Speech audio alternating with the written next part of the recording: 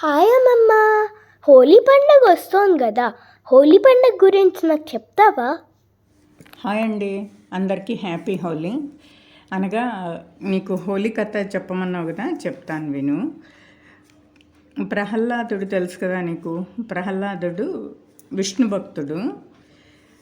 తర్వాత హిరణ్యకశ్యపుడి కొడుకు అనమాట. హిరణ్యకశ్యపుడు ఒక రాక్షస రాజు అనమాట. ఆయన ఘోరమైన తపస్సు చేసి ఎవరితోనూ చావు లేకుండా బ్రహ్మదేవుడితో వరాలు తీసుకుంటాడు. ఎలా అంటే ఎప్పుడు ఎవరితో, మనుషులతో కానీ జంతువులతో కానీ, రాత్రి కానీ పగలు కానీ, ఇంట కానీ బయట కానీ ఎప్పుడు కూడా నాకు చావు లేకుండా వరం ఇమ్మని కోరుకుంటాడు. సరే అని వరం ఇస్తాడు బ్రహ్మదేవుడు. ఆ వరగర్వంతో ఏం చేస్తాడు, నేనే రాజు, నేనే దేవుణ్ణి, నన్నే పూజించాలి అని ప్రజలకు అంతా చెప్తాడు. ప్రజలు ఆ రాజుకు భయపడి, రాక్షసరాజు కాబట్టి భయపడి అలాగే చేస్తుంటారు. కానీ ప్రహ్లాదుడు విష్ణు భక్తుడు కాబట్టి, పుట్టినప్పటి నుంచి విష్ణు భక్తుడు అనమాట. అందుకని ఆయన విష్ణువు తప్ప వేరే వాళ్ళని ఎవరిని పూజించకుండా ఉండేవాడు. ఎంత చెప్పినా, చిన్నగా చెప్పినా వినట్లేదు, భయంతో చెప్పినా వినట్లేదు. ఎప్పుడైనా విష్ణువునే స్మరిస్తూ ఉండేవాడు. ఒకసారి ఈ హిరణ్యకశ్యపుడు ఏం చేస్తాడు, ఆయనను ప్రహ్లాదుని అనేక రకాలుగా చంపాలని చూస్తాడు. విషం ఇస్తాడు, కాలకూట విషం ఇస్తాడు, దాంతో చంపాలని చూస్తాడు. అది విష్ణుమూర్తి వచ్చి కాపాడుతాడు అనమాట. సముద్రంలో పడేస్తాడు, అప్పుడు విష్ణుమూర్తి వచ్చే కాపాడుతాడు. ఏనుగులతో తొక్కిస్తాడు. అయినా ఏది అంత ఆయన విష్ణువుని స్మరిస్తూ ఉండడంతో అంతా వచ్చి విష్ణుమూర్తి ప్రహ్లాదుని కాపాడుతుంటాడు.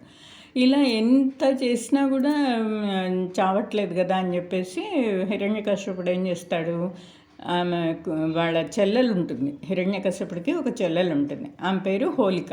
ఆమె కూడా ఒక రాక్షసి అనమాట. ఆమెకి ఏంటి అంటే ఒక వరం ఉంటుంది, మంటల్లో కూడా ఆమె శరీరం కాలిపోకుండా ఉండే వరం ఉంటుంది. అందుకని ఏం చేస్తాడు, హోలిక దగ్గరికి వెళ్ళి, నువ్వు ప్రహ్లాదుని ఒడిలో కూర్చోబెట్టుకో, నేను నీకు నిప్పు అంటిస్తాను, అప్పుడు నిప్పుల్లో కాలిపోతాడు కదా ప్రహ్లాదుడు అని చెప్తాడనమాట. సరే అని ప్రహ్లాదుని ఒడిలో కూర్చోబెట్టుకుంటుంది. అప్పుడు చుట్టూ నిప్పు వెలిగిస్తారనమాట. అప్పుడు ఆ మంటల్లో కూర్చున్నప్పుడు ప్రహ్లాదుడు విష్ణు స్మరణ చేస్తూ ఉంటాడు. ఆ విష్ణు స్మరణ చేయడంతో ఆయన విష్ణుమూర్తి హోలికను మంటల్లో కాలిపోయేటట్టు చేసి ప్రహ్లాదుని కాపాడుతాడనమాట. అక్కడ హోలిక చనిపోతుంది, ప్రహ్లాదుడు బయటపడతాడనమాట. ఎవరి వల్ల? విష్ణుమూర్తి వల్ల. అందుకని అక్కడ మీనింగ్ ఏంటంటే, చెడు అంతా పోయింది, చెడు నశించిపోయింది, మంచి వచ్చిందనమాట. మంచి గెలుస్తుందనమాట. అందుకని ఈ అందరూ రాక్షసి చనిపోయింది కదా, కాబట్టి సంతోషంగా ఈ హోలీ పండుగను జరుపుకుంటారు నాన్న.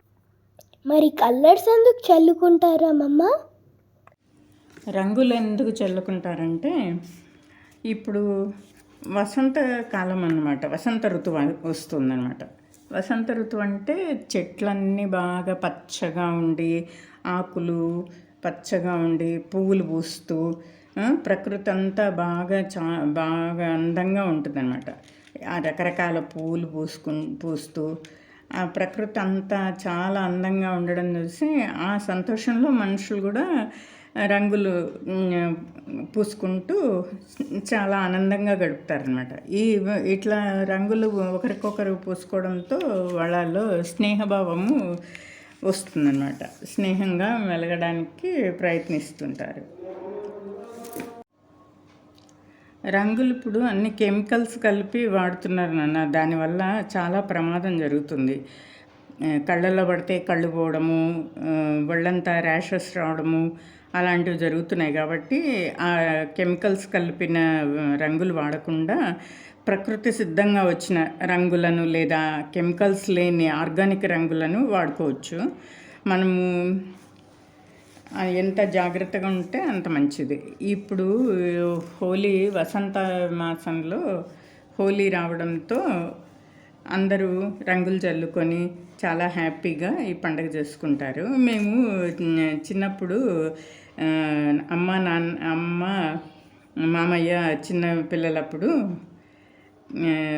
సంతోష్ నగర్లో ఉండినాం కదా, అక్కడ పక్కన ఒక ఆంటీ ఉండేది. ఆ ఆంటీ తీసుకొచ్చి చక్కెరతో, ఇక్కడ తెలంగాణ వాళ్ళు చక్కెరతో ఒకటి అచ్చుల్లాగా చేసి దాన్ని దండలాగా గుచ్చేసి అది చిన్నపిల్లలు ఉంటే వాళ్ళకు మెడలో వేస్తే వాళ్ళకు దృష్టి తగలదాన్ని ఆ ఆంటీ తీసుకొచ్చి అమ్మకు మామయ్యకు వేసేది. నాన్న, ఈ కథ నచ్చిందా నీకు? ఎలా ఉంది? నాకు హోలీ స్టోరీ చాలా బాగుందమ్మమ్మ. నాకు హోలీ గురించి చాలా అర్థమైంది. థ్యాంక్ యూ అమ్మమ్మ.